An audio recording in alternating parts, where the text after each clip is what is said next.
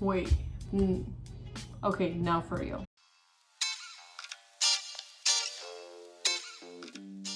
Hello and welcome back to another video. Welcome to my channel, Feeling a PhD. I know it's been a minute since I posted, but I started grad school, got sick the first week, then I had a little mini Labor Day weekend travel adventure, and then just like getting back into routine for like the third week of school has been a hassle. Today I'm gonna be sharing with you guys around 10 or 12 tips for your first conference. I know that I spend literally like an hour searching, scavenging the internet for a video like this, just like easy, straight to the point tips about going to a research conference.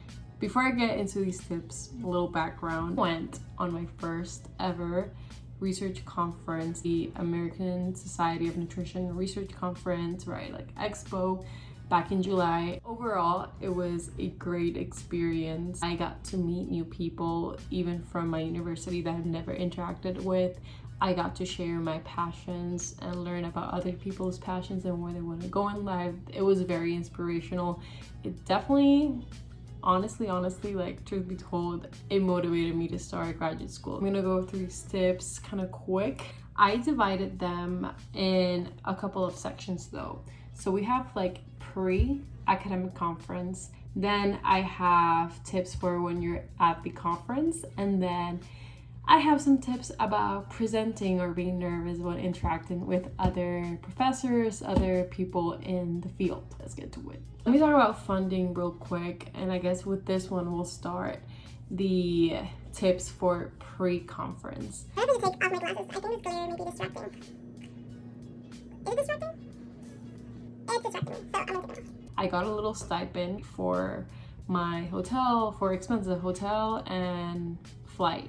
Mainly, I got this as part of an award called the Undergraduate Diversity Research Fellowship in last year's conference through ASN. Some of my other friends got funds to go through other organizations that were not ASN, that were not the American Society of Nutrition, which is totally awesome, totally valid. I know FIU, which is the university I go to, has other funds and scholarships that you could apply for traveling expenses to research conferences if you're a student. The main thing is look for your options, ask around. You never know, your professors have some extra cushion, extra money from grants that they could use if you're presenting for them. Ask around, talk to your university, maybe they have funds. If you're interested in going next year's conference, make sure you check out all the possible things you could be nominated for that could hopefully fund the opportunities they may have. Pre-conference. Okay, so the first one is to book your stay in advance. If you know people from university that are going, you can get a room with them, right? If you're close with them,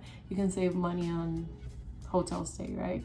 I did not have that because I did not know a lot of people that were going. If you want to stay at the same hotel where the conference is being held, you need to book that in advance, because when I did it, there was no spots and I feel like I did it pretty early. This depends if you have funding, right? You might need, this was my case, I need the receipts of everything so I can then submit the form and get those funds allocated to me. So make sure you save receipts. Third is to look at the program schedule. Usually you're gonna have either through email, ASN has an app, which was really cool. I logged into the app and I got to see day by day schedule and the talks that were gonna be held, these different education sessions, and I got to plan out a little bit of what I was interested in, because once you get there, it could be a little bit overwhelming, especially like you're presenting or just with like all the things you want to do. If you look in advance, you can highlight the ones you want, see where you have a little more flexibility. It's important, like looking in advance the schedule, because if you haven't been to the city before,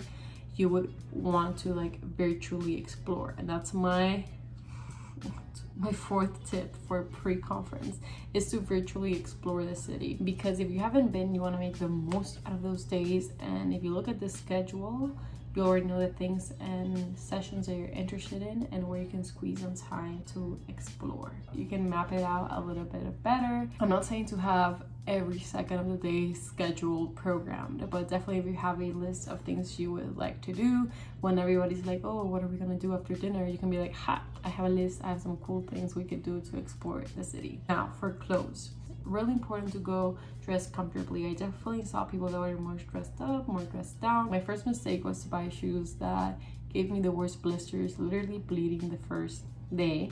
I had to, what did I do? Oh, I went to the lobby and asked for band-aids because there was no way I was going through the day with those shoes. Something I did not expect, but my parents actually were like, it's gonna be cold. And I'm like, it's the summer, there's no way it's gonna be cold. But it was cold. Bring a jacket, because there was many times where I was freezing and the only thing I brought was a hoodie, and a hoodie is not business professional. And now at the conference, I did not know this, but if you're balling on a budget like me, there's a couple of sessions that have free lunches / dinners, and you get food while you listen to a lecture, and they sit you at a table, and it's really fun, a way to connect. Also just gives that opportunity rather than sitting like in a room, like auditorium style, and just listening to someone. You're actually engaging and sharing a meal. And in that context of being at the conference, sitting at a table with people you may not know, sharing a meal, I want you to not be afraid to start a conversation, or at least try to engage in one. If you are a little bit shy like me and sometimes don't want to start a conversation,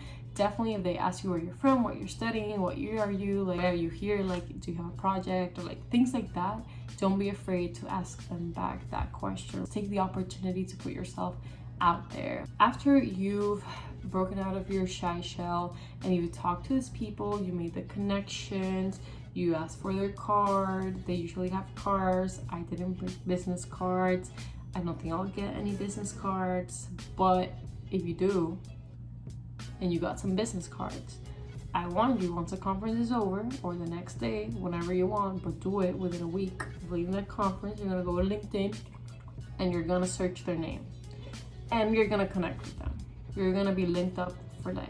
Example, I was waiting in line for some headshots and I got the opportunity to talk with the creator of a really cool app that looks at probiotics, and it's science-based. And in this app you have a full list of a lot of probiotics available in the market, and they give you a breakdown, and it helps with scientific literacy because it breaks down what are they used for. The point is, this app is really cool. I met the creator. She's actually from Canada. And so what did I do? Conference was over, looked up her name, downloaded the app, of course, and reached out to her telling her, hey, it was so nice meeting you. I really liked what we talked about. Wanted to keep in touch. That's it. Simple, sweet, to the point. You never know where those connections may lead you to. Now, to wrap it up, we're gonna be talking about nervousness when presenting. I am the queen of being excited, not nervous. I had a professor, she said that we should change our thought of being nervous for excitement, because it's the same, I think, physiological response. So I've been really trying to be adamant about this and do it consciously. So I was very excited to stand by my poster and expect questions and people to come my way. It's not as bad as you think, or at least it's not as bad as I thought. I had done like little science fairs growing up, which they were fun. I would always get super excited for them. And then when I was there, I was like, oh my goodness, there are people that have more experience, that have done this before. I'm just a baby. But it was honestly my favorite part of the conference. I had a couple people from California, a girl from Japan that was doing some research on disordered eating, just like what my poster was about. And I got to have really meaningful conversations. And again, I think this was the part that made the whole experience very inspirational. Be excited, because I am 99.9% sure you're gonna have a cool conversation that's gonna inspire you. Then when you're presenting or you're standing by your poster, I think it's more applicable when you're standing by your poster, which was my experience. At the end, I was just like, okay, I just stood here for 2 minutes when someone comes and asks me about my project, and I ranted for 2 minutes about something I'm passionate about. And who doesn't want to do that? Maybe think about it like that, like you're just standing there 2 to 3 minutes and talking about something that you did, something that you're proud of, something that you committed hours to, and sharing it with someone that maybe is as passionate about the topic as you. Thank you for staying until the end. I hope these tips either encourage you, help you out. If you have any other questions feel free to send me a DM or put them in the comments. Best of luck on your conference. See you guys later. Bye.